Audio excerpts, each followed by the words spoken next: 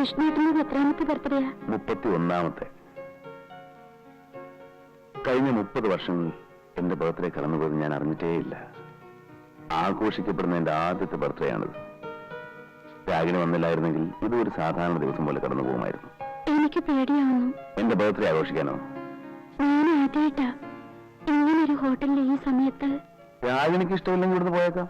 ഇഷ്ടമില്ലെന്നിട്ടല്ല, ഒരു ഹോട്ടലിൽ ഡിന്നർ കഴിച്ചാലോ ഒരു ദിവസം താമസിച്ചാലോ തകർന്നു പോകുന്ന ഒന്നല്ല ഈ സദാചാരം. സ്നേഹമുള്ളിടത്ത് എന്തും സദാചാരമാണ്. ആ മുഖം ഒന്ന് നിർത്തിക്കേ പ്ലീസ്. ഈ ദിവസത്തിന്റെ സന്തോഷം നശിപ്പിക്കരുത്. ഈ മുഖം കണ്ടുകൊണ്ട് ഒന്നല്ല 1000 രാത്രികൾ ഞാൻ ഇരിക്കാം. എന്റെ ഈ 31 വയസ്സിനിടയ്ക്ക് ഇങ്ങനൊരാളെ ഞാൻ സ്നേഹിച്ചിട്ടില്ല.